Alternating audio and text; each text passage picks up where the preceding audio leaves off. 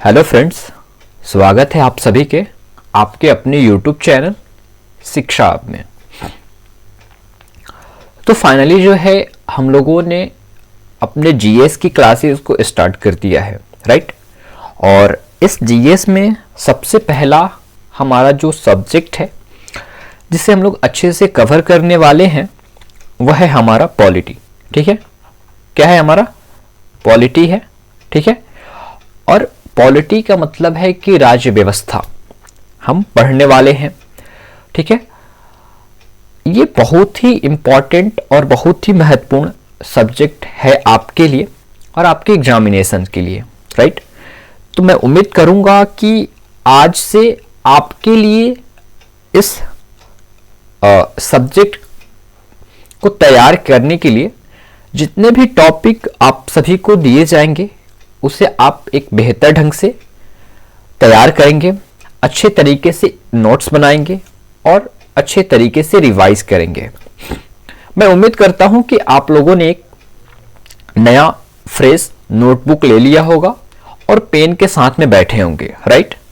देखो, मैं बात करूं तो इसके पीडीएफ को मैं वीडियोस के डिस्क्रिप्शन में लिंक कर दिया है, जो कि वहां से आप प्रॉपर जाकर के इसे डाउनलोड कर सकते हैं, या तो आप हमारे टेलीग्राम से इसे डाउनलोड कर सकते हैं। टेलीग्राम का लिंक भी हमारे डिस्क्रिप्शन में लिंकेड है, राइट।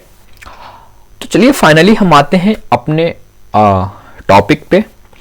तो हमने आज पॉलिटी जो है आरंभ किया है, राइट।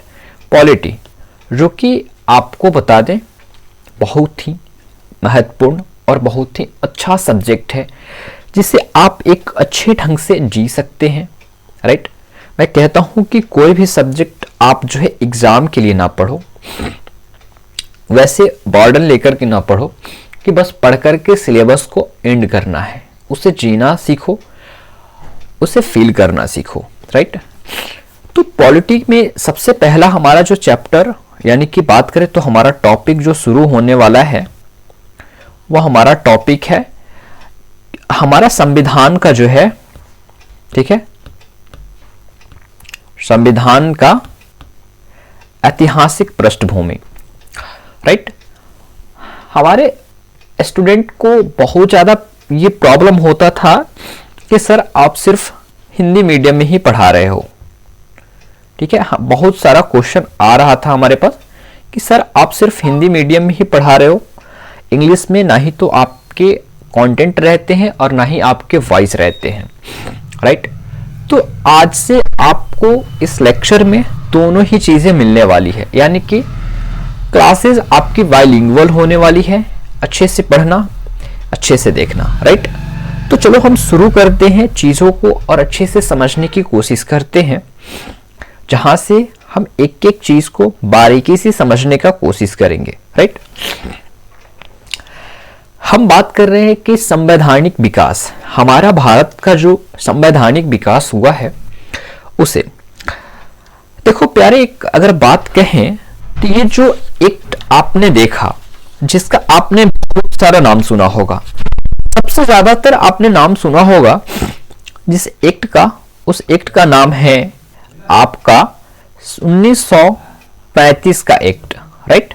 मैं बात जो कह रहा हूं ध्यान पूर्वक सुनने का कोशिश कीजिएगा। 1935 का भारत शासन अधिनियम। ऐसा आपने सुना होगा कि ये जो एक्ट है, ये जो अधिनियम है, कहा जाता है कि इसका 80% भाग, अप्रॉक्स 80% भाग जो है प्यारे, इसका हमारे संविधान में एज इट इज जो है, संविधान में एज इट इज जो है इसे पेस्ट किया गया है, राइट। क्या आप ये सत्य मानते हो? देखो, आप अगर ध्यान से इस चीज को पढ़ोगे, समझोगे तो पूरे की पूरी आंसर आपको मिलेगी, राइट। आपने सुना होगा 1919 का जो भारत शासन अधिनियम है, राइट। आपने सुना होगा 1773 का रेगुलेटिंग एक्ट, राइट। तो ये सब क्या है? ये एक्ट है और इसी के बेसिस पे जो है हमारा संविधान का निर्माण हुआ है। इसलिए हम लोग इस चैप्टर को मोटे तौर पे, मतलब मोटे तौर पे नहीं, इसका नाम देते हैं संविधान का ऐतिहासिक पृष्ठभूमि या ऐतिहासिक आधार, या बात करें तो भारत का संवैधानिक विकास। राइट, तो ध्यान से देखना, चीजों को अच्छे से समझना, और अच्छे से समझोगे तो अच्छे समय और लॉन्ग टर्म के लिए आप इसे याद रख पाओगे। देखो, अगर हम बात करें तो आखिर इसे लाने का क्या रीजन रहा होगा। अगर कोई एक्ट आ रहा है, रेगुलेटिंग एक्ट, आप नाम से भी कुछ समझ पा रहे होंगे ना, रेगुलेटिंग एक्ट की बात कर रहे हैं हम। रेगुलेटिंग मतलब ही होगा कि रेगुलेट करना, ठीक है, रेगुलेट करना। महारानी एलिजाबेथ, इसका नाम तो आपने शायद सुना होगा। आपने एक बात कान खोल के सुनना कि जब भारत में ये ईस्ट इंडिया कंपनी, राइट, ये ईस्ट इंडिया कंपनी जो है भारत में आती है, राइट, भारत में आई तो ये आई सिर्फ व्यापार के मकसद से। हमारा ये जो भारत है, इंडिया मत बोलना, भारत, राइट, हमारा जो ये भारत है, तो ये ईस्ट इंडिया कंपनी जो यहां आती है तो किस लिए आती है? ना ही तो ये राजनीतिक सत्ता को स्थापित करने आती है, ना ही अपने शासन और प्रशासन को स्थापित करने आती है। ये तो मेरे प्यारे आती है सिर्फ किस लिए? ये तो सिर्फ आती है यहाँ पे व्यापार करने के लिए, ठीक है। और व्यापार करना जब यहाँ से शुरू करती है तो जानते हो, जब यहाँ से व्यापार शुरू करती है और व्यापार करने के दौरान जब यहाँ के वातावरण को मिलाती है तो इसने पाया कि यहाँ पे हम क्या कर सकते हैं, अपना अस्तित्व भी जमा सकते हैं, ठीक है। इसने सोचा कि यहाँ पे हम अपना अस्तित्व भी जमा सकते हैं। तो देखो, ध्यान से सुनना, ब्रिटेन की यह एक कंपनी है जिसका नाम है ईस्ट इंडिया कंपनी। अब ध्यान से सुनना, वो जो जगह है ब्रिटेन, वो कोई छोटा सा जगह नहीं है। मान लो कि ये एक बड़ा सा जगह में से एक कंपनी है। अभी का एग्जांपल लो आप, आपके भारत में टाटा है, राइट, अंबानी है, अडानी है और भी सारे बिजनेसमैन हैं, इनकी कंपनियां हैं। अगर ये कंपनी, अगर अंबानी साहब की कंपनी, मतलब अंबानी साहब की जो कंपनी है, या अंबानी ही बोल रहे कि हम जा रहे हैं व्यापार करने, कहां पे हम जा रहे हैं व्यापार करने? Australia, right. मान लो यहां पे ऑस्ट्रेलिया ये कंपनी आई और यहां व्यापार करने की मकसद से आई, राइट, अपने भारत से। अब ये व्यापार करते करते इसको इतना मुनाफा दिखने लगा और यहां पे इसने क्या किया कि सभी चीजों को अच्छे से समझा, देखा, और इसने पाया यहाँ कि यहाँ पे हम व्यापार करने के साथ साथ यहाँ पे हम अपना अस्तित्व को भी जमा सकते हैं। यहाँ पे कुछ दिमाग और बुद्धि का प्रयोग करें तो यहाँ पे हम अपना कुछ भाग पे कब्जा भी कर सकते हैं।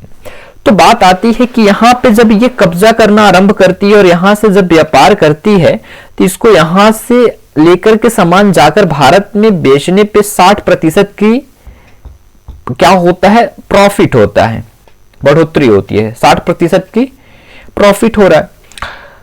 तो एक बात सुनो, जब अंबानी साहब की कंपनी आती है, अंबानी की, तो यहाँ पे टाटा की भी कंपनी जो होगी वो भी कहेगी कि मुझे यहाँ पे जाना है और मुझे भी यहाँ जाकर के व्यापार करना है। क्यों?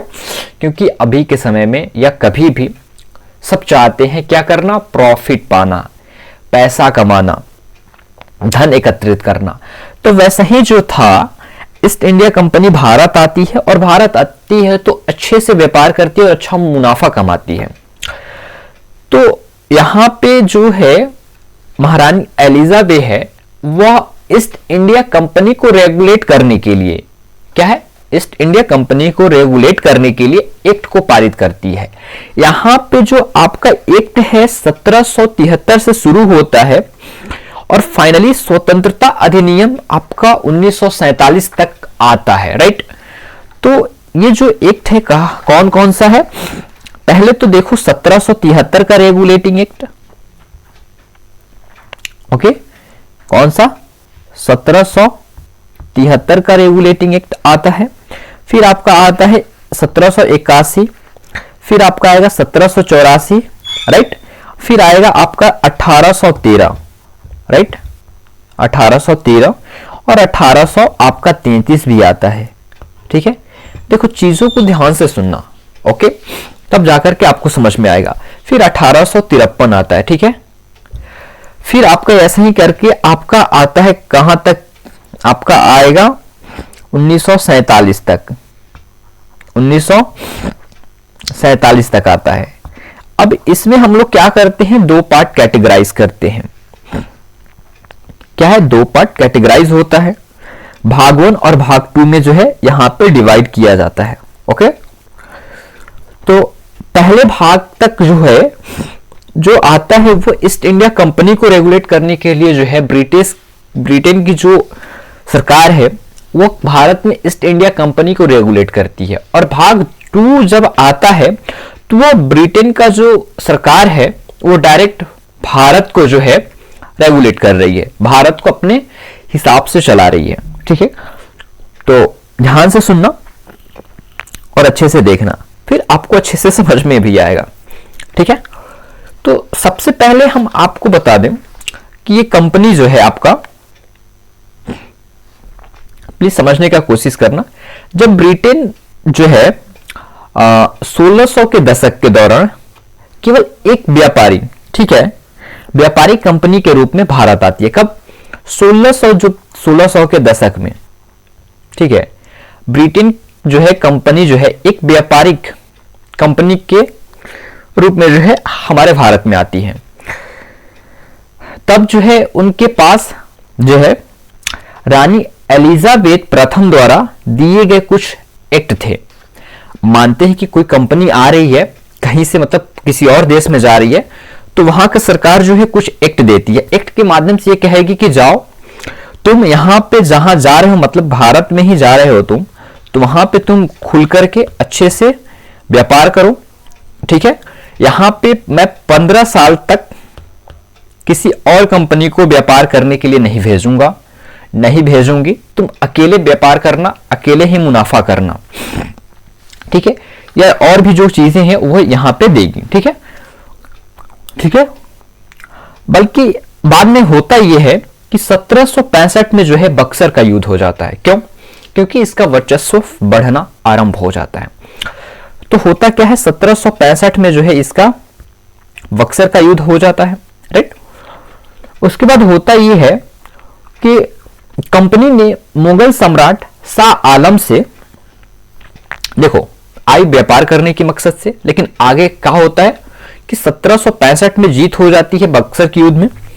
उसके बाद होता है कि कंपनी जो है, कंपनी का मतलब समझ रहे हो, ये ईस्ट इंडिया कंपनी की हम बात कर रहे हैं। किसकी? ये ईस्ट इंडिया कंपनी की हम बात कर रहे हैं कि ईस्ट इंडिया कंपनी जो है, जो भारत का मुगल सम्राट था उस समय शाह आलम, उससे बंगाल, बिहार और उड़ीसा की दीवानी अधिकार प्राप्त कर लेती। यानी कि दीवानी अधिकार कहने का तात्पर्य यह है कि राजस्व और सिविल न्याय जो है के मामलों पर जो है अधिकार प्राप्त करना। देखो आप सोच रहे होगे कि सिर्फ ये बकाया जा रहा है, ऐसा कुछ कंटेंट नहीं है, तो है। पहले कुछ मैं बैकग्राउंड को तैयार कर देता हूं, फिर मैं आगे की ओर लेकर चलूंगा, राइट। वहां पे वो क्या कर लेता है, अधिकार कर लेता है। फिर बाद में देखो होता यह है कि क्षेत्रीय शक्ति के रूप में जो है अपना कैरियर शुरू करने का अवसर दिया। ये जो घटना है उसका, जो ईस्ट इंडिया कंपनी को ये क्षेत्रीय जो है शक्ति के रूप में उसे कैरियर को आरंभ करने का अवसर देता है। फिर होता आगे है कि 1857 के विद्रोह में और 1858 के अधिनियम के माध्यम से ब्रिटिश क्राउन ने भारत के शासन की प्रत्यक्ष जिम्मेदारी संभाल ली। अब बात यह आता है कि ऐसे ही चलता है कुछ दिनों तक जब चलता है तो एक बात आपने मतलब ध्यान से देखा होगा कि किसी भी फैमिली में अगर 10 लोग हैं तो बाहर के किसी और फैमिली के लोग उस फैमिली के ऊपर कुछ आक्रोश जमाते हैं, तो बाकी लोग करते जाते हैं कुछ दिन तक, लेकिन उसी 10 लोगों में से कोई एक ऐसा रहता है कि उससे अब बर्दाश्त नहीं होता है। फिर वो क्या करता है, वो फूटना आरंभ होता है। तो फूटना और भड़कना आरंभ होता है तो दूसरे जो अपना वर्चस्व जमा रहे थे उस फैमिली पे, उनको भी लगेगा कि नहीं, अब इसको ऐसे बुद्धू बनाना और इससे वर्चस्व जमाना अब संभव नहीं है, क्योंकि इसके भी फैमिली के अंदर कोई ऐसा है जो जवाब देने को तैयार है, जवाब दे सकता है। तो कुछ ऐसा ही होता है 1857 के विद्रोह के बाद। तब अंग्रेजों को ऐसा लग जाता है कि अब यह शायद संभव नहीं है कि हम भारतीयों को संभाल पाए। तब वहीं पे झट से क्या करती है ब्रिटिश सरकार, ये बागडोर जो है ईस्ट इंडिया कंपनी से हटा करके डायरेक्ट जो है भारत को रेगुलेट करने लगती है। ठीक है, तो जब भारत को रेगुलेट करने लगती है तो ऐसा ही करके यह शासन जो है 15 अगस्त 1947 अर्थात भारत के स्वतंत्रता होने तक जारी रहता है। समझ गए ना मेरी बात को? अगर समझ गए हैं तो अब चलिए हम आपको लेकर चलते हैं, एक एक एक्ट को हम अच्छे से पढ़ेंगे और अच्छे से समझेंगे। राइट, अब हम आगे की ओर कंटिन्यू करते हैं। थोड़ा सा धैर्य रखिएगा, ठीक है? अगर थोड़ा सा धैर्य रखेंगे तो आपको अच्छे से चीजों को समझना और समझ करके अच्छे से नोट करना भी मैं सिखा दूंगा। अभी हम देखने जा रहे हैं आपका 1773 का रेगुलेटिंग एक्ट। राइट, क्या देखने जा रहे हैं? यह है 1773 का रेगुलेटिंग एक्ट। ठीक है, 1773 का सॉरी नोट कर लेना, लिख लेना, 1773 का रेगुलेटिंग एक्ट है। ठीक है, ठीक है। देखो बात यहां पे ये है कि जब 1773 का रेगुलेटिंग एक्ट जारी होता है, ठीक है, देखो कंपनी को जो है बंगाल, बिहार और तथा उड़ीसा, ठीक है, को दीवानी तो मिल गई। किसको? कौन सी कंपनी? ईस्ट इंडिया कंपनी की बात कर रहे हैं हम। ठीक है, तो द्वैत शासन प्रणाली की शुरुआत हो गई वहीं से। द्वैत शासन प्रणाली समझते हो ना, वहां से आरंभ हो गई। ठीक है, जिसमें कंपनी के पास अधिकार थे लेकिन कोई जिम्मेदारी नहीं थी, और उसके भारतीय समकक्ष के पास पूरी जिम्मेदारी थी लेकिन कोई अधिकार नहीं थे। ठीक है, ये बात ध्यान रखना। कंपनी के कर्मचारी के मध्य व्यवस्था, भ्रष्टाचार। तो मुख्य रूप से अगर हम बात करें तो इस एक्ट का जो है मुख्य रूप से आने का क्या रीजन रहा, आखिर यह एक्ट आया तो क्या लेकर आया? ओके, देखो यह एक्ट आया तो गवर्नर जनरल का पद जो है स्थापित करता है। क्या करता है? गवर्नर जनरल का पद जो है स्थापित करता है। जो बंगाल के गवर्नर थे उनको गवर्नर जनरल ऑफ बंगाल का पद दिया गया। पहले 1773 का एक्ट आने से पहले गवर्नर हुआ करते थे, लेकिन जब यह एक्ट आया तो उस समय उस गवर्नर को गवर्नर जनरल ऑफ बंगाल का पद दिया गया। और गवर्नर जनरल ऑफ बंगाल जो बने सबसे पहले वारेन हेस्टिंग्स। ठीक है, पहले गवर्नर जनरल आपको यहां दिखेंगे बनते हुए। राइट, और ये प्रथम याद रखना इंपॉर्टेंट है। राइट, तो ये सबसे पहले रहा। यहीं पे बात करें तो कार्यकारी परिषद की स्थापना भी हुई। ठीक है, यहां पे कह रहा है कि गवर्नर जनरल की सहायता के लिए, ठीक है, 4 सदस्यों की एक कार्यकारी परिषद भी बनाई गई। राइट, ओके, ये सब इंपॉर्टेंट पॉइंट है जो इसकी विशेषताएं हैं इस एक्ट की। जब ये एक्ट आया तो इन सब चीजों को लेकर आया। ठीक है, फिर अगला है कि मद्रास और बॉम्बे प्रेसिडेंटी का नियंत्रण जो है ये करता है। क्या है? मद्रास और बॉम्बे प्रेसिडेंटी का जो है नियंत्रण ये करता है। बंगाल गवर्नर जनरल के अधीन कर दिया गया। किसे? मद्रास और बॉम्बे प्रेसिडेंटी को बंगाल के गवर्नर के अधीन कर दिया जाता है। ये एक्ट ये करता है। फिर होता यह है कि सुप्रीम कोर्ट की स्थापना होती है, एक उच्च न्यायालय की स्थापना होती है जो कि कलकत्ता, ठीक है, कलकत्ता जो अब कोलकाता के नाम से प्रसिद्ध है, में एक सुप्रीम कोर्ट की स्थापना होती है। ठीक है, ध्यान से सुनना, सबसे पहले यहां पे सुप्रीम कोर्ट की स्थापना होती है और यहीं से भारतीयों के मन में यानी कि हम भारतवासियों के मन में एक विचार उत्पन्न होता है। विचार यह उत्पन्न होता है कि ऐसा नहीं है कि न्याय करने का अधिकार सिर्फ सत्ताधारियों के हाथ में ही है। न्याय करने का अधिकार एक अच्छे पढ़े लिखे और योग्य व्यक्ति के हाथ में भी हो सकता है, उस संगठन के हाथ में भी हो सकता है। तो यह विचार हमारे पास पहुंचना आरंभ होता है। ठीक है, यह जो है 1774 में स्थापित हुआ। ठीक है, और इसमें एक मुख्य न्यायाधीश और 3 अन्य न्यायाधीश शामिल थे। ठीक है, 1+3। अगर हम आपसे पूछें तो इस उच्च न्यायाधीश में उच्च यानी कि सुप्रीम कोर्ट में, उच्च न्यायालय में मुख्य न्यायाधीश के रूप में जो नियुक्त किए गए सबसे प्रथम व्यक्ति, उनका नाम आप मुझे कमेंट बॉक्स में प्लीज कमेंट करें। राइट, चलो यहां तक आपने देखा। फिर होता यह है कि ईस्ट इंडिया कंपनी के अधिकारियों पर नियंत्रण रखना। ठीक है, यहां से ये सारी चीजें रेगुलेट कौन कर रहा है? ये कंपनी को रेगुलेट कर रही है महारानी एलिजाबेथ प्रथम।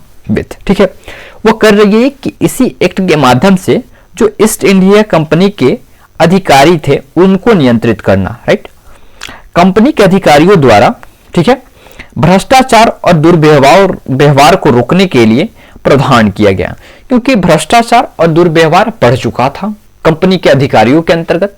उसको रोकने के लिए महारानी एलिजाबेथ ने इस एक्ट को पारित किया।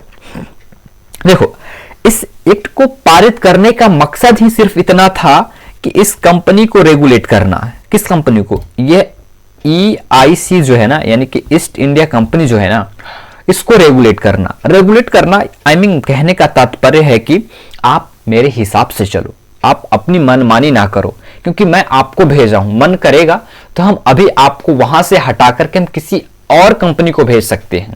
ठीक है, तो इसलिए इनको भी मानना पड़ता था उनकी बातों को। ठीक, फिर होता है कि ब्रिटिश सरकार की निगरानी। अब देखो, होता इस एक्ट से क्या है कि ब्रिटिश सरकार ने ईस्ट इंडिया कंपनी के राजनीतिक और वित्तीय मामलों की निगरानी करना आरंभ कर दिया। बात यह है कि 1600 में कंपनी आई, अच्छे से की, बट कोई दिक्कत नहीं है। लेकिन जैसे ही 1773 आता है, यह करता क्या है ब्रिटिश सरकार कि अपना निगरानी रखना आरंभ कर देता है कंपनी पे। कंपनी का जो राजनीतिक और वित्तीय मामला था, पॉलिटिकल एंड फाइनेंशियल अफेयर्स था, उस पर नजर रखना शुरू कर दिया। एक व्यक्ति को नियुक्त कर दिया कि चलो तुम यहां पे इस चीज को देखना। ठीक है, अब ये कंपनी का जो एक्ट आया कंपनी के लिए, ये तो सही था, लेकिन फिर आगे होता क्या है देखो जरा। आगे होता यह है कि आपके लिए एक बात में ध्यान से सुनना।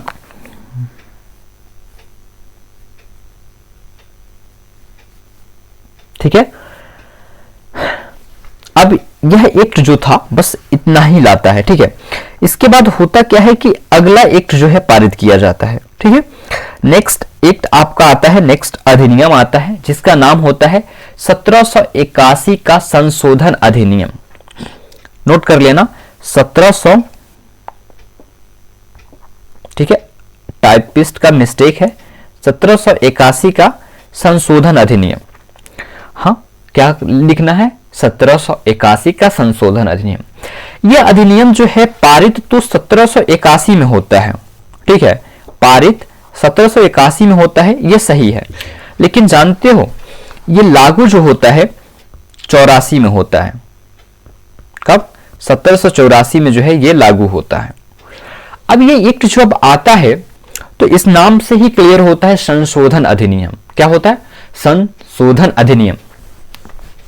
कहने का तात्पर्य यह है कि 1773 का जो रेगुलेटिंग एक्ट था, 1773 का जो रेगुलेटिंग एक्ट था, इसमें जो कुछ भी त्रुटियां थी, ठीक है, जो कुछ भी गलतियां थी, इसको सुधारने के लिए, इसको संशोधित करने के लिए 1781 का संशोधन अधिनियम पारित किया जाता है। किसके द्वारा? ब्रिटिश सरकार के द्वारा। ठीक है, तो इसमें क्या लिखा है, क्या मेंशन है सरकार के द्वारा, इसको थोड़ा सा देखते हैं ध्यानपूर्वक। देखो यहां पे मेंशन ये किया गया है कि सुप्रीम कोर्ट और गवर्नर जनरल इन काउंसिल के अधिकार क्षेत्र की स्पष्टता, इन दोनों की कार्यों को स्पष्ट करने का जो है कार्य यहां पे सरकार करती है।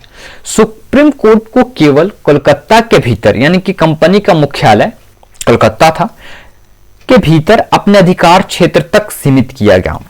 जो सुप्रीम कोर्ट था उसको कोलकाता के भीतर ही उसके अपने अधिकार क्षेत्र को सीमित कर दिया गया कि आप इससे बाहर अपना अधिकार नहीं जमा सकते हैं। सुप्रीम कोर्ट और गवर्नर जनरल इन काउंसिल के बीच विवादों को कम करने के लिए उनके कार्य क्षेत्र को अलग अलग कर दिया गया। इन दोनों में विवाद हो जाता था।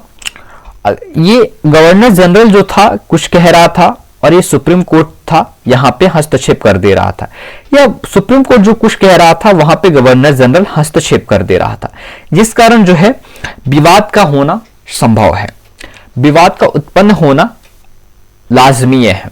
तो यहां पे विवाद जो है आरंभ हो जाता था।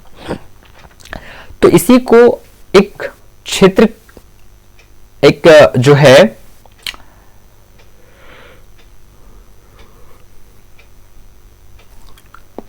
एरिया जो है स्पष्ट कर दिया जा रहा है। ठीक है, दोनों की, कि आपका जो एरिया है उसी के भीतर अपना अधिकार को जमाएं और आपका जो एरिया है उसी के भीतर आप अपने अधिकार को जमाए रखें।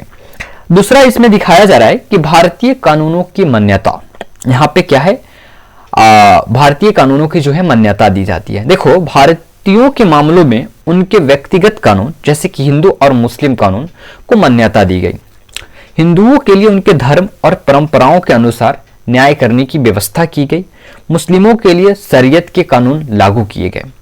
आपको ध्यान में रखना होगा, क्वेश्चन बन सकता है कि धर्म से रिलेटेड किस एक्ट में बात किया गया है, तो यही है आपका, याद रखिएगा। ठीक है, चलिए क्वेश्चन यहां से बनते हैं और क्वेश्चन पूछे भी गए हैं।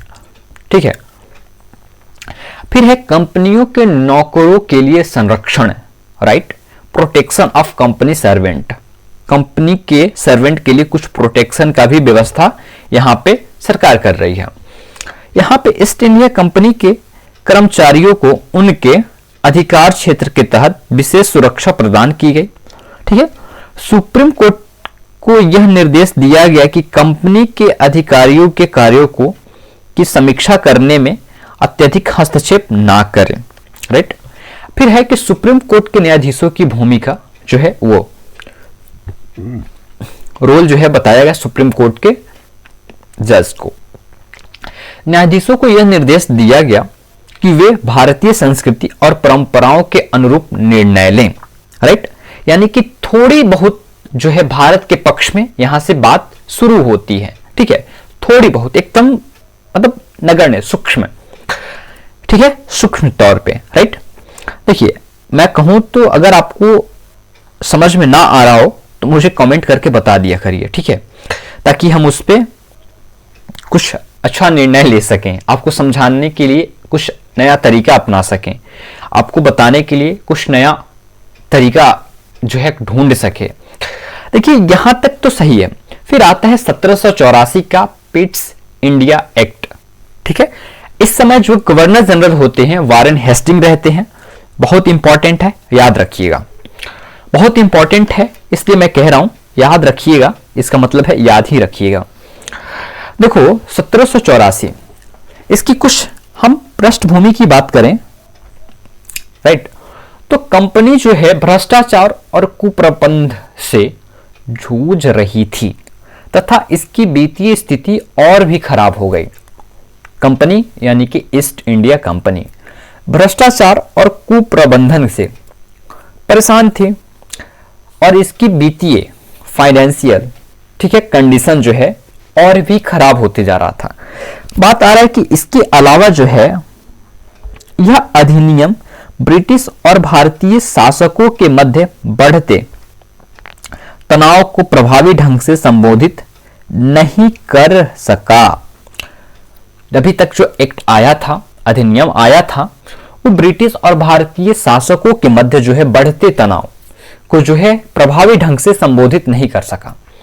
इन समस्याओं के जवाब में, ठीक है, ब्रिटिश प्रधानमंत्री विलियम पिट्स द यंगर ने 1784 का पिट्स इंडिया एक्ट पेश किया और इस अधिनियम का उद्देश्य ईस्ट इंडिया कंपनी पर ब्रिटिश सरकार के नियंत्रण को मजबूत करना और भारत सरकार के प्रशासन में सुधार लाना था, बस, और कुछ नहीं। इसका मुख्य काम यही था कि ईस्ट इंडिया कंपनी पर ब्रिटिश सरकार के नियंत्रण को मजबूत करना था और ब्रिटिश भारत के प्रशासन में सुधार करना था। राइट, तो अगर आप यहां तक समझ गए इसके पृष्ठभूमि को कि आखिर इसे लाने का आखिर रीजन क्या था, तो इसकी कुछ इंपॉर्टेंट बातों को भी देख लेते हैं। बात यह है कि पिट्स इंडिया एक्ट ने ब्रिटिश सरकार को कंपनी के मामलों पर काफी नियंत्रण प्रदान किया। यह जो एक्ट है ब्रिटिश सरकार का कंपनी के मामलों पर काफी नियंत्रण कर दिया। ठीक है, वस्तुतः कंपनी ब्रिटिश सरकार का एक अधीनस्थ विभाग बन गई।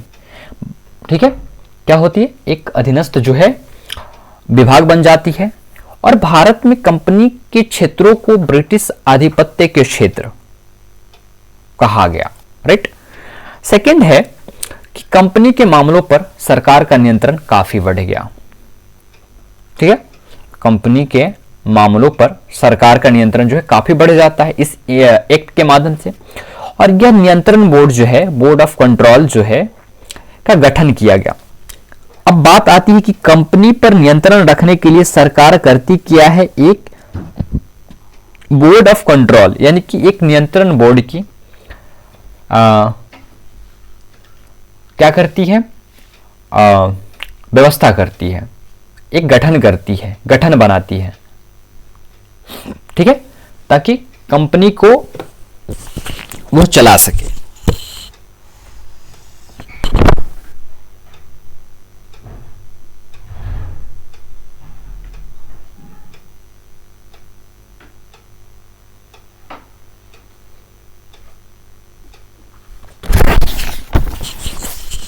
राइट, फिर होता है यह है कि जिसमें राजकोष के चांसलर, ठीक है, अब देखो ये राजकोष क्या होता है, लगभग आपको मालूम ही होगा। राजकोष के चांसलर और एक राज्य सचिव, ठीक है, राजकोष के चांसलर और एक राज्य सचिव और प्रिवी काउंसलर के 4 सदस्य, जैसे कि क्राउन द्वारा नियुक्त किए जाने वाला, ठीक है, शामिल थे इस कंट्रोल बोर्ड में। ठीक है, नियंत्रण बोर्ड में। ठीक है, नियंत्रण बोर्ड को कंपनी के नागरिक, सैन्य और राजस्व के मामलों पर नियंत्रण स्थापित करना था। नियंत्रण बोर्ड का जो काम था, कंपनी का नागरिक जो था और सैनिक जो थे और राजस्व के मामलों पर जो है नियंत्रण स्थापित करना था। फिर यहां पे है कि सभी आदेशों को बोर्ड द्वारा अनुमोदित किया जाना था। इस प्रकार नियंत्रण की एक दोहरी प्रणाली जो है स्थापित होती है। ठीक है, दोहरी प्रणाली जो है यहां पे स्थापित होती है। फिर आता है कि भारत में गवर्नर जनरल की 3 सदस्यीय काउंसिल, कमांडर इन चीफ सहित की व्यवस्था की गई। भारत में गवर्नर जनरल की 3 सदस्यीय काउंसिल की भी व्यवस्था की गई। यानी कि यहां पे जो है सरकार को लग गया कि अगर यहां पे ध्यान नहीं दिया गया तो बात हाथ से जा सकती है, इसलिए सरकार जो है यहां पे कंपनी पे कड़ी नजर जो है शुरू कर देती है। ठीक है, व्यवस्था की गई तथा बॉम्बे और मद्रास की प्रेसिडेंटी को गवर्नर जनरल के अधीन कर दिया गया। फिर ठीक है, ओके, चलो यहां तक तो समझ में आया होगा। बात करें तो यहां पे फैक्ट्स ज्यादा हैं, यहां पे समझने वाली कोई बात नहीं है कि आपको ज्यादातर समझाया जाए। ठीक है, बात यहां तक हम करें तो यही है, इससे ज्यादा इसमें कुछ दिया नहीं गया है। ठीक है, इस एक्ट को मुख्य रूप से इतना ही के लिए लाया गया। हमारा अगला जो एक्ट आता है वो 1786 का अधिनियम आता है। ठीक है, 1786 का अधिनियम। ध्यान से देखिएगा। और इस समय जो गवर्नर जनरल थे कॉर्नवालिस थे, कॉर्नवालिस, ठीक है। 1746 में कॉर्नवालिस को बंगाल का गवर्नर जनरल नियुक्त किया गया, याद रखिएगा। 1786 नहीं, 1786 में गवर्नर जनरल बदल दिए गए, राइट, ठीक है। बंगाल का गवर्नर जनरल नियुक्त किया गया। तब उसने ब्रिटिश सरकार के सामने दो मांग रखी, राइट। जब इसे गवर्नर जनरल नियुक्त किया गया तो ये सरकार के पास दो मांग रखता है। अब मांग क्या है? विशेष क्षेत्र में यदि वह निर्णय लेने के लिए जिम्मेदार है तो वह उसे परिषद के निर्णयों पर अधिभावी शक्तियां दी जानी चाहिए। अब देखो ध्यान से, यहां पे ये कह रहा है कि जस्ट वेट, हाँ, ये कहना चाह रहा है कि विशेष क्षेत्र में यदि वह निर्णय लेने के लिए जिम्मेदार है तो उसे परिषद के निर्णयों पर अधिभावी शक्तियां दी जानी चाहिए, ठीक है। फिर दूसरा है कि उसे कमांडर इन चीफ भी बनाया जाए। ये कमांडर इन चीफ भी बनना चाहता है, ठीक है, ठीक है। अब देखो कह रहा है कि 1786 के अधिनियम ने अपने प्रावधानों में उनकी दोनों मांगों को पूरा किया। ये एक्ट के माध्यम से इसके दोनों प्रावधान को पूरा करता है। कॉर्नवालिस को गवर्नर जनरल और कमांडर इन चीफ दोनों की शक्ति जो है प्राप्त होती है और दोनों की शक्ति जो है सरकार देने के लिए तैयार हो जाती है, ठीक है। इसकी दोनों मांगे जो है पूरी हो जाती है, राइट। चलो, पूरी होती है तो आखिर ये एक्ट है, बस इतना ही के लिए है, बाकी इसमें कुछ पढ़ना नहीं है। अगला एक्ट हमारा आता है, हमारा अगला एक्ट जो है वह है 1793 का चार्टर अधिनियम। इस समय भी गवर्नर जनरल को चेंज कर दिया जाता है और अब आते हैं हमारा गवर्नर जनरल जॉन सोर, राइट। अब देखो यह अधिनियम भारत में कई महत्वपूर्ण बहुत इंपॉर्टेंट कई घटनाओं के पृष्ठभूमि में पारित किया गया था। बात है कि भारत में ईस्ट इंडिया कंपनी का बढ़ता राजनीतिक और आर्थिक प्रभुत्व। सरकार ने देखा कि ईस्ट इंडिया कंपनी का राजनीतिक और आर्थिक प्रभुत्व जो है सेवरल इंपॉर्टेंट था, इसका क्या होता है, बढ़ना शुरू हो जाता है। ब्रिटिश और भारतीय शासकों के मध्य तनाव बढ़ना आरंभ हो जाते हैं, ठीक है। ईस्ट इंडिया कंपनी को वित्तीय कठिनाइयों का सामना भी करना पड़ता है। तो इन सब को देखते हुए जो है सरकार ने इस एक्ट को पारित किया, ठीक है। क्या क्या इस एक्ट को पारित किया, जिसमें वर्णित है कि इस अधिनियम ने कंपनी के भारत के साथ व्यापार करने के अधिकार को अगले 20 वर्ष के लिए बढ़ा दिया, ठीक है। ये जब एक्ट आया तो इसने क्या किया, इस एक्ट के माध्यम से जो कंपनी का समय अवधि था भारत में व्यापार करने के लिए उसे 20 वर्षों तक और इंक्रीज कर देता है, 20 वर्षों तक और बढ़ा देता है, ठीक है। इसने 1786 के अधिनियम के तहत गवर्नर जनरल को उसकी काउंसिल पर दी गई अधिभावी शक्तियों को भविष्य के सभी गवर्नर जनरल तक बढ़ा देता है, ठीक है।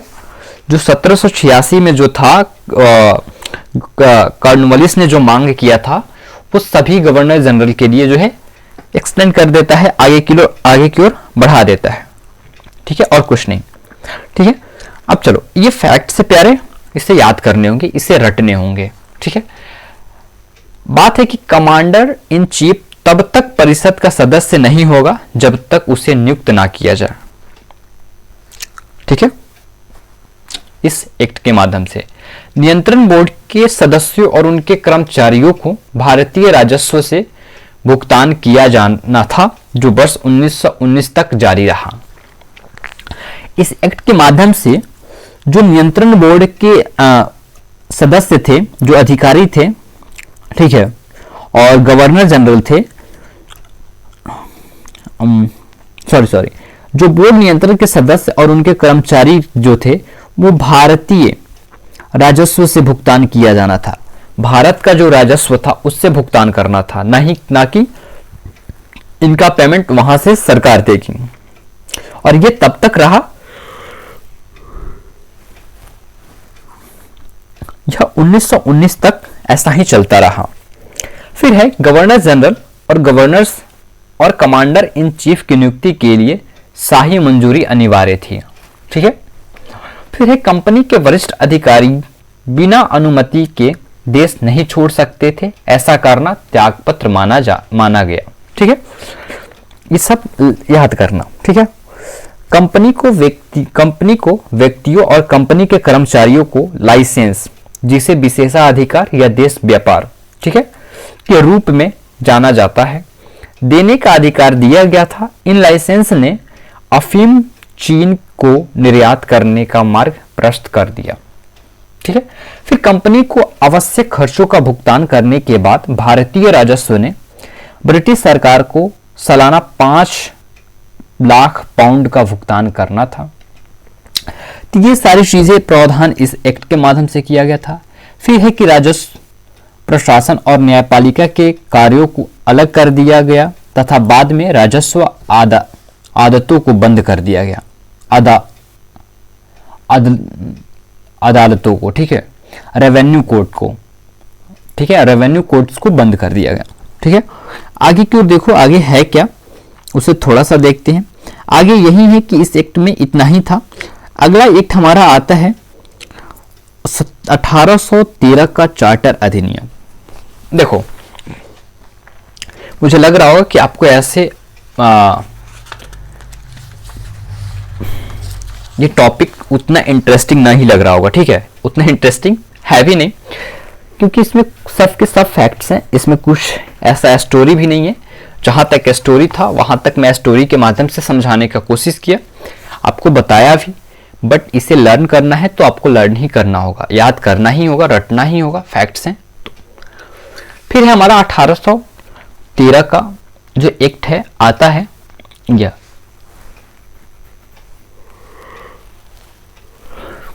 ध्यान से देखो, ईस्ट इंडिया कंपनी के एकाधिकार का अंत, मोनोपोली का जो है एंड होता है, end of the monopoly of the east India company. This act ended the monopoly of the East India Company on trade with India, ठीक है, except for the tea and opium trade with China. This opened क्या कह रहा है, opened up trade, ठीक है, opportunities for British, ठीक है। तो ये कह रहा है ईस्ट इंडिया कंपनी के एकाधिकार मतलब एक का ही अधिकार, ठीक है, का अंत होता है। और इस अधिनियम ने चीन के साथ चाय और अफीम के व्यापार को छोड़कर भारत के साथ व्यापार पर ईस्ट इंडिया कंपनी के एकाधिकार को समाप्त कर दिया। इससे ब्रिटिश व्यापारियों और अन्य यूरोपीय व्यापारियों के लिए व्यापार के अवसर खुल गए, ठीक है, जिससे भारत में आर्थिक प्रतिस्पर्धा तथा विविधीकरण को बढ़ावा मिला। फिर होता है कि शिक्षा और ज्ञान को बढ़ावा देना। इस अधिनियम के तहत, ठीक है, भारत में शिक्षा और ज्ञान को बढ़ावा देने के लिए सालाना लाख रुपए का आवंटन किया गया। इस वित्त पोस्ट का उद्देश्य देश के बौद्धिक विकास को बढ़ावा देना नहीं था, ठीक है।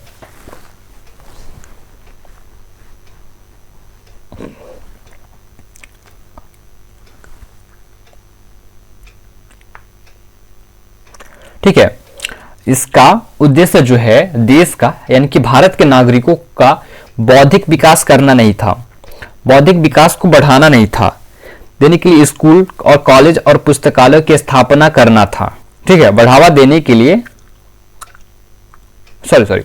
इस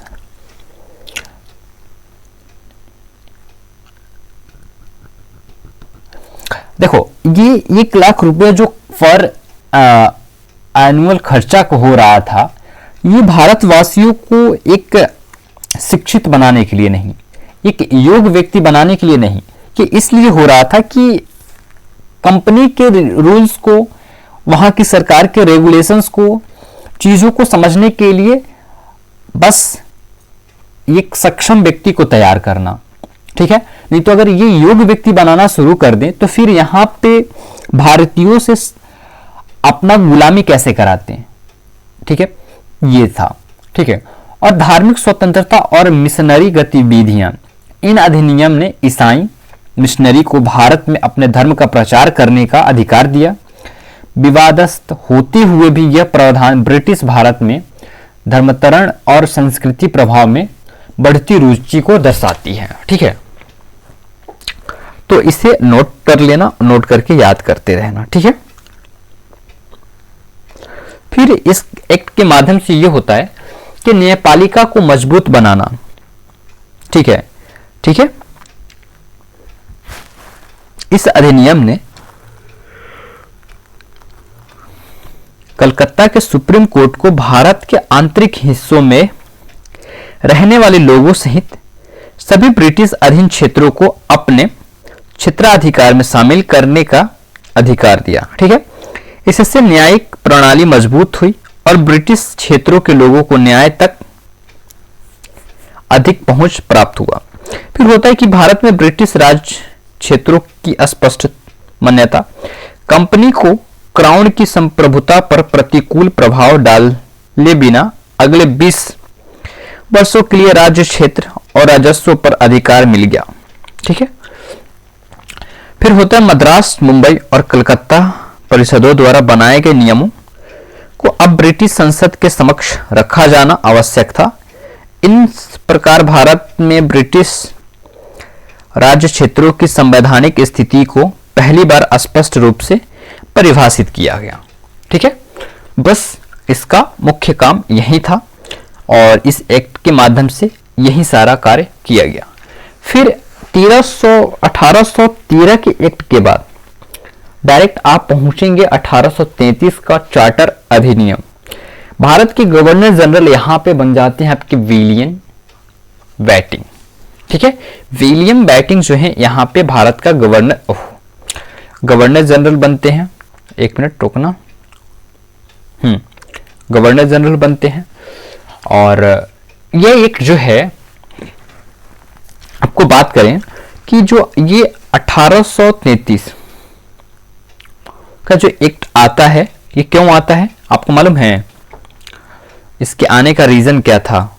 इसके आने का रीजन ये है कि ब्रिटिश और अन्य यूरोपीय व्यापारी कंपनी ईस्ट इंडिया कंपनी को दिए गए एकाधिकार को पूरी तरह से हटाने के लिए पैरवी रख रही थी। कंपनी के नियंत्रण में बहुत अधिक क्षेत्र भी थे, अतः इसकी शक्ति को विनियमित करने के लिए ही यह 1833 का जो है एक्ट को पारित किया जाता है, ठीक है, ठीक है। तो चलिए थोड़ा सा इसके विशेषताओं को समझते हैं। आखिर इस एक्ट में क्या क्या आता है, क्या क्या चीजें रेगुलेट की गई।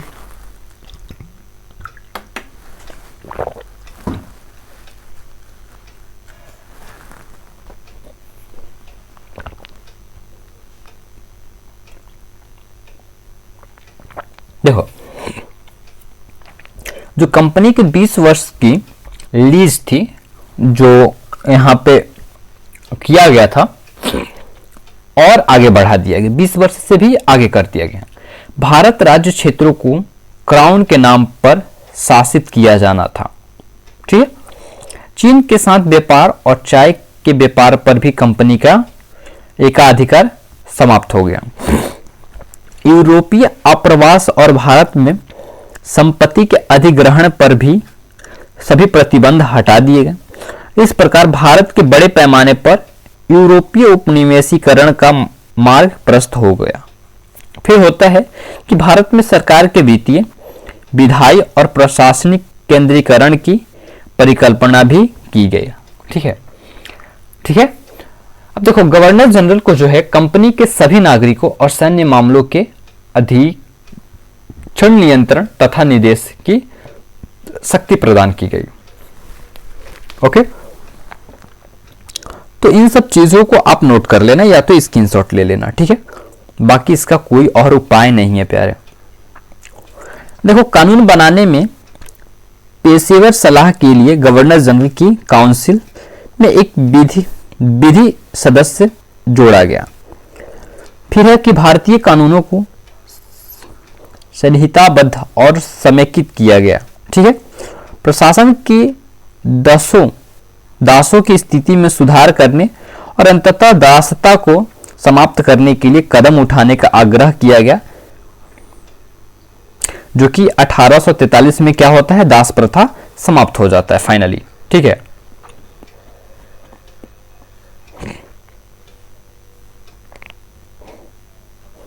अब आता है 1853 का चार्टर अधिनियम। 1853 का चार्टर अधिनियम आता है। 1853 का जो चार्टर अधिनियम है, यह जो आता है ब्रिटिश राजशाही के तहत दिए गए ईस्ट इंडिया कंपनी के चार्टर का अंतिम नवीकरण था, ठीक है। देखो, तो इस एक्ट के तहत जब तक संसद अन्यथा प्रावधान ना करे, कंपनी को अपने राज्य क्षेत्र पर कब्जा जारी रखना था। फिर निदेशक कोर्ट के सदस्यों की संख्या घटाकर 18 कर दी गई, ठीक है। सेवाओं पर कंपनी का संरक्षण समाप्त कर दिया गया। सेवाओं को अप्रतिस्पर्धी परीक्षाओं के लिए खोल दिया गया। विधि सदस्य लॉ मेंबर गवर्नर जनरल की कार्यकारी परिषद का पूर्ण सदस्य बनाया गया। विधायी उद्देश्य के लिए 6 अतिरिक्त सदस्यों को शामिल किया गया। फिर होता यह है कि भारतीय विधायी में स्थानीय प्रतिनिधित्व की शुरुआत की गई, ठीक है। और शुरुआत की गई तो विधायी शाखा को भारतीय विधान परिषद के नाम से जाना जाने लगा।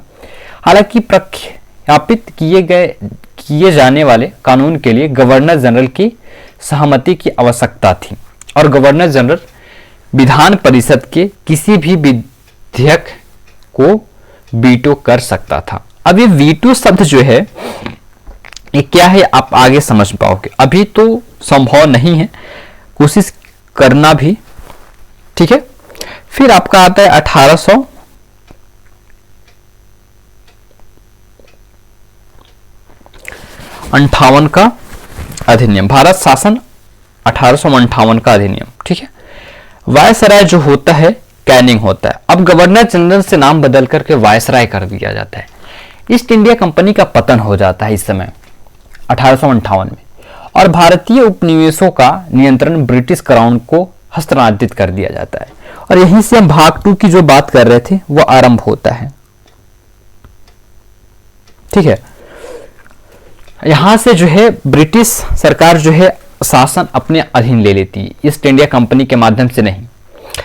ब्रिटिश रानी के नाम पर शासन यहां से शुरू होता है। अधिनियम में कहा गया कि ब्रिटिश भारतीय अधिपत्य क्षेत्र का प्रशासन रानी विक्टोरिया के नाम पर किया जाएगा, जो बाद में भारत की महारानी बनी। फिर राज्य सचिव और परिषद की शुरुआत यहां से शुरू होती है। राज्य सचिव ब्रिटिश संसद का सदस्य और प्रधानमंत्री मंत्रिमंडल का सदस्य हो गया। भारत के राज्य सचिव को ब्रिटिश और भारतीय सरकारों के मध्य संचार का प्रभारी बनाया गया। राज्य सचिव के पास अधिक शक्ति भी और परिषद से परामर्श किए बिना भारत की गुप्त संदेश जारी कर सकता था। उसकी सहायता के लिए 15 सदस्यों की एक परिषद का प्रावधान जो है किया गया था। फिर होता है निदेशक कोर्ट और नियंत्रण बोर्ड को समाप्त कर दिया गया, क्योंकि कंपनी निदेशक कोर्ट के पास पहले से मौजूद शक्तियां भारत के राज्य सचिव को हस्तांतरित कर दी गई।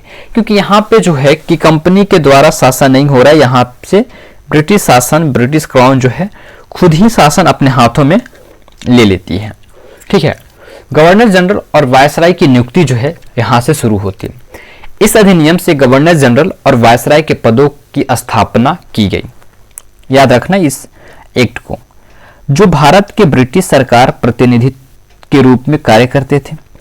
समस्याओं को कम करने के लिए दोनों पदों की एकीकरण कर दिया गया, पदों की, जो भारत की वायसराय कहा जाने लगा। ठीक है, द्वैत शासन प्रणाली और हड़प नीति को समाप्त कर दिया गया। ठीक है, और भी चीजें हैं, आप रीड कर लेना, हम पीडीएफ आपको प्रोवाइड कर दे रहे हैं। ठीक है, फिर आता है आपका 1861 का भारत परिषद अधिनियम, और यहां पे वायसराय कैनिंग होता है। यह 1857 के महत्वपूर्ण विद्रोह के बाद ब्रिटिश सरकार ने भारतीयों को उसके राष्ट्र के शासन में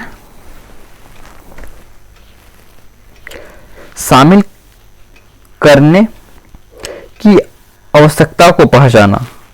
सहयोग की इन रणनीति के अनुरूप ब्रिटिश संसद ने वर्ष 1861, 92 और 1909 में तीनों अधिनियम पारित किया। ठीक है,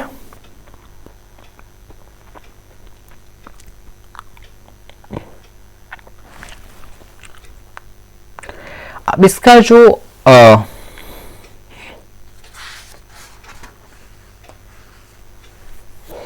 इस एक्ट का जो बात रहा यह है कि विधायी परिषद में भारतीयों को शामिल करने से प्रतिनिधि संस्थाओं की शुरुआत हुई।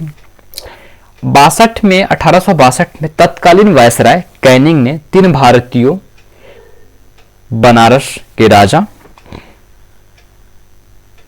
पटियाला के महाराज और सर दिनकर राव को अपनी विधायी परिषद में नियुक्त कर दिया। कुछ चापलूस लोग हर जगह होते हैं, जो ये लोग थे। फिर विकेंद्रीकरण, मुंबई और मद्रास प्रेसिडेंटी के विधायी अधिकार को बहाली से विकेंद्रीकरण की शुरुआत हुई।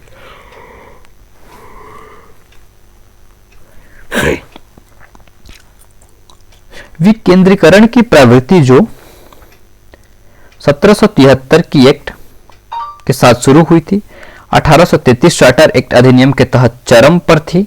इसके परिणाम स्वरूप बदल गई। 4 विधायी प्राधिकरण के हस्तांतरण के परिणाम स्वरूप वर्ष 1937 में प्रांतों को लगभग पूर्ण आंतरिक स्वतंत्रता प्रदान कर दी जाती है। ठीक है, तो ये आपको समझना है और इसमें कुछ है नहीं। फिर आता है 1892 का भारत परिषद अधिनियम। यहां पे वायसराय लैंड्स डाउन थे। ठीक है, देखो, गैर सरकारी सदस्यों की संख्या में वृद्धि, इसने केंद्रीय और प्रांतीय विधान परिषदों के सदस्य की संख्या में वृद्धि करी, लेकिन उनमें सरकारी बहुमत को संरक्षित रखा गया। ठीक है, तो यहां से स्क्रीनशॉट ले लो और आप रीड करना। यहां पे कुछ है नहीं कि ज्यादातर मैं आपको एक्सप्लेन करूं। मोस्ट इंपॉर्टेंट जहां से क्वेश्चन बनने की संभावनाएं हैं वह है आपका 1909 का भारत परिषद अधिनियम। यहां पे आप इसे हम मार्लो मिंटो सुधार भी कहते हैं। ठीक है, सुधार के रूप में भी इस एक्ट को जाना जाता है, क्योंकि वायसराय मिंटो रहते हैं। देखो, ठीक है, देखो, बात करें तो विधान परिषदों के आकार में वृद्धि, यहां पे क्या होता है, इस एक्ट के तहत विधान परिषद के आकार में वृद्धि होती है। देखो, इस अधिनियम ने केंद्रीय और प्रांतीय विधान परिषदों के आकार में उल्लेखनीय वृद्धि की। केंद्रीय विधान परिषद में सदस्यों की संख्या 16 से बढ़ाकर के 60 कर दी गई, जबकि प्रांतीय विधान परिषद की संख्या को भिन्न भिन्न थी। केंद्र में बहुमत बरकरार रखा। इस अधिनियम ने केंद्रीय विधान परिषद में सरकारी बहुमत बनाए रखते हुए प्रांतीय विधान परिषदों में गैर सरकारी सदस्यों में बहुमत की अनुमति दी। ठीक है, कार्य में वृद्धि हुआ। इस अधिनियम ने केंद्र और प्रांतीय दोनों स्तरों पर विधान परिषद के विचार विमर्श तथा कार्यों का विस्तार किया। सदस्यों को पूरक प्रश्न पूछने, बजट का प्रस्ताव पेश करने और उसकी इसी प्रकार की गतिविधियों को शामिल होने किसी भी प्रकार की गतिविधियों में शामिल होने की अनुमति प्रदान करती है। ठीक है, तो यहां से थोड़ा सा और भारतीयों के पक्ष में जो है बातें होना शुरू होता है। ठीक है, पृथक प्रतिनिधित्व। इस अधिनियम ने प्रेसिडेंटी नियम, प्रेसिडेंटी निगमों, वाणिज्य मंडल और विश्वविद्यालय और जमींदारों के लिए पृथक प्रतिनिधित्व को भी अनिवार्य कर दिया गया। ठीक है,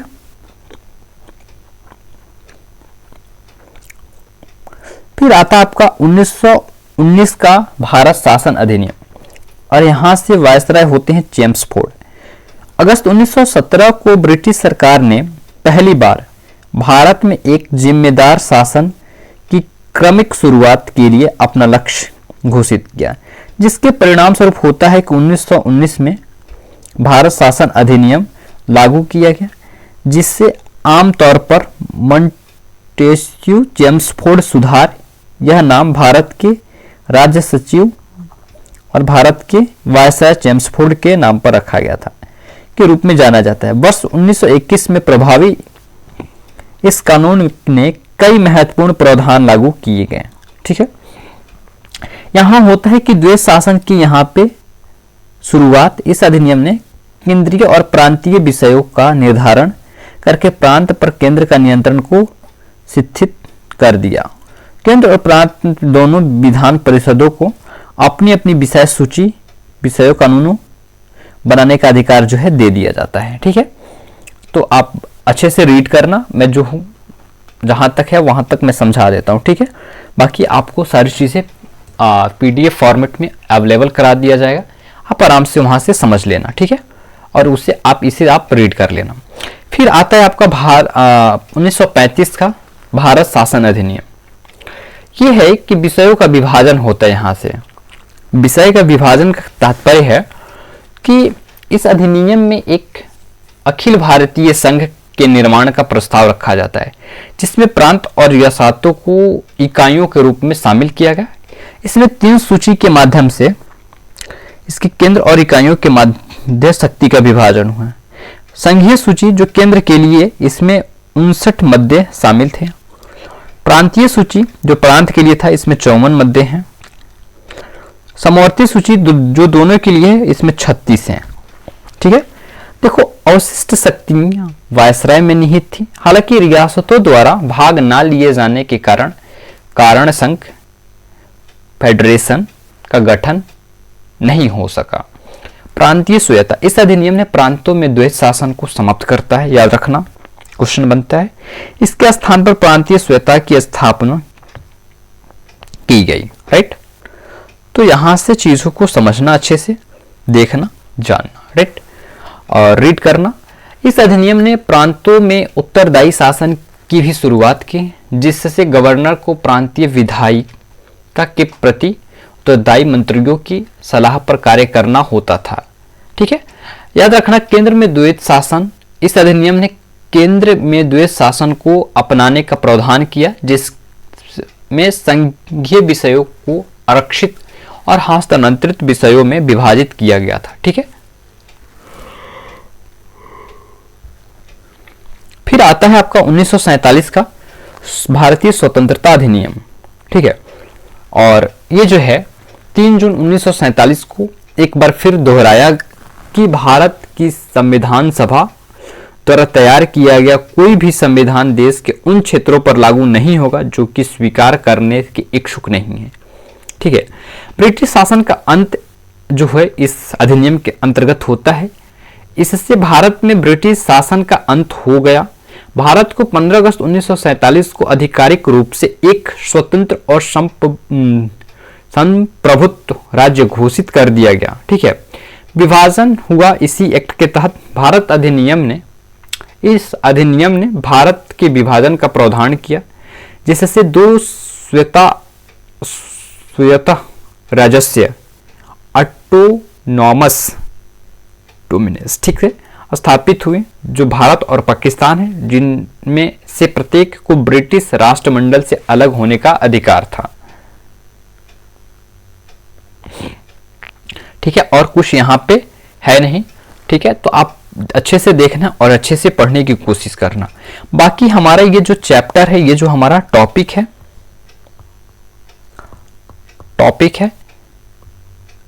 एंड होता है। ठीक है, बाकी कुछ भी प्रॉब्लम है मुझे कमेंट सेक्शन में कमेंट करना, मैं आपका आंसर ज़रूर दूंगा नेक्स्ट लेक्चर में।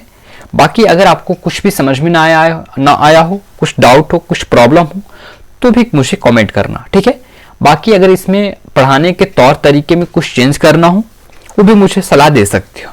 बाकी फिर मिलते हैं हम लोग नेक्स्ट लेक्चर पे नेक्स्ट टॉपिक के साथ। तब तक के लिए हम आप सभी को थैंक यू, फिर मिलते हैं, थैंक यू।